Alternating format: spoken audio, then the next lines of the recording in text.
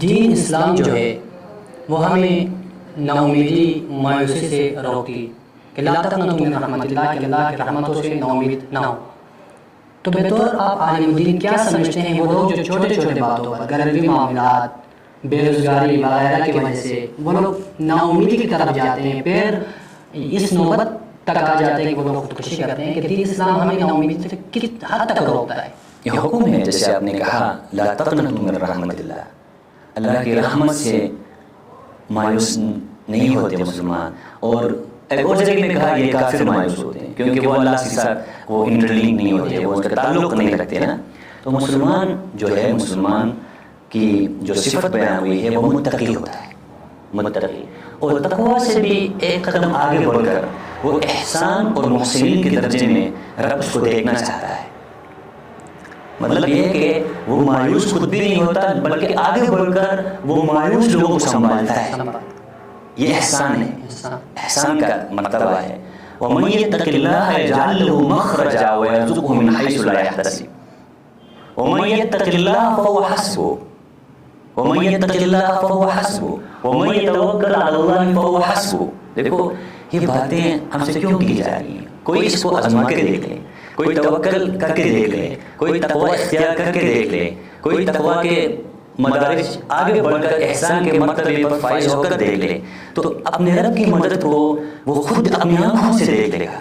اور اس کی جو مایوسیاں ہیں، ان کی جو معاشی مجبوریاں ہیں، میں یہ ذمہ داری کے ساتھ کہتا ہوں۔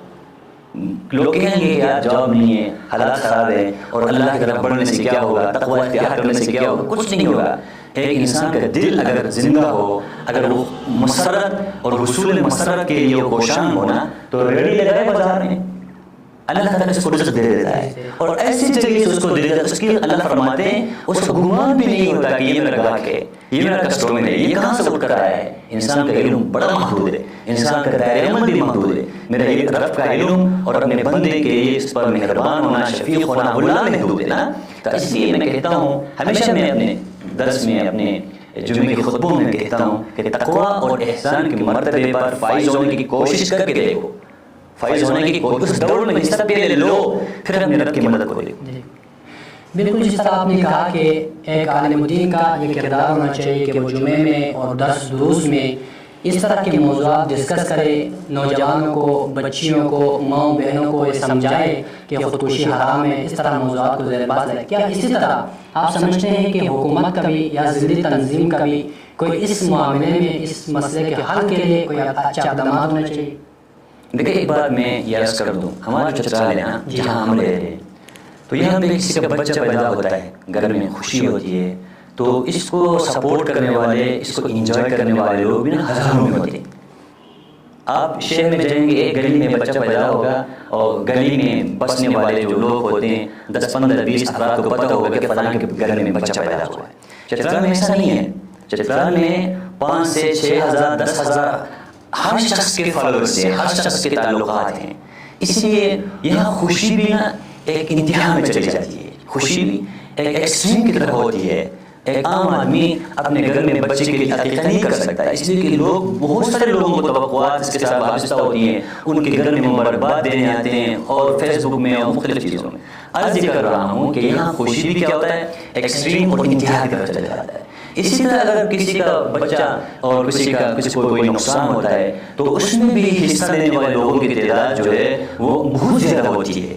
ہر شخص گویا کہ یہاں پہ ایک بڑا پرسنالٹی ہے، چترال کا یہ حسن ہے، چترال کا یہ حسن ہے، لیکن اس کو بیلنس ہونی چاہیے۔ ٹھیک ہے، مسئلہ یہ ہے کہ اگر کوئی کسی کا بچہ ڈاکٹر ہوتا ہے تو اس کو مبارکباد دینے والے 6-7 ہزار لوگ نہیں ہوتے بلکہ لاکھوں کے حساب سے ہوتے ہیں۔ حالانکہ ایک ڈاکٹر ہے، پیشہ اپنا کمائے گا، اپنا کھائے گا، تو اس کا کیا کوئی وہ تو نہیں ہے، ایک عام چیز ہے، عام پروفیشن ہے نا۔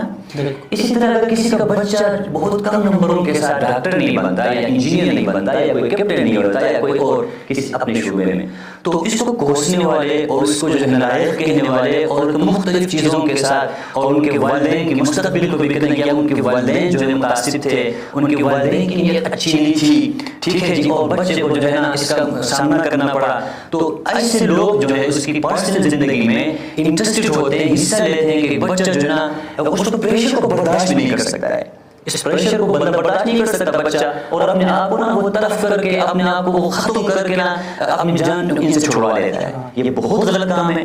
کسی کے پرسنل کام میں، کسی کے بچے کی زندگی میں، کسی کے بچے کی زندگی میں اتنا انٹرسٹ ہونا، یہ خود بھی کیا ہے فارغ لوگوں کا کام ہے. فارغ لوگ ہیں ہم.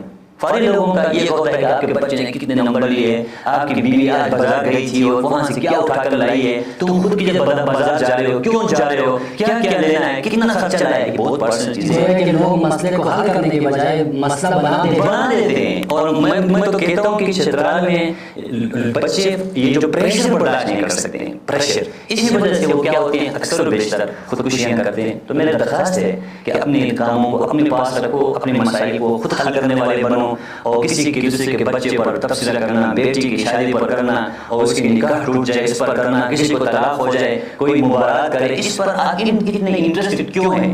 اس کا مطلب یہ کہ آپ فارغ ہیں، فارغ بیٹھے ہیں، تو یہ ضروری نہیں ہے. تو اس کو تھوڑا سا بیلنس ہونی چاہیے پلیز. اس کو ذرا اس میں ایک دوسرے کا ہاتھ بٹائیں، ایک دوسرے کو سمجھیں، ایک دوسرے کے لیے مسائل بیان کریں.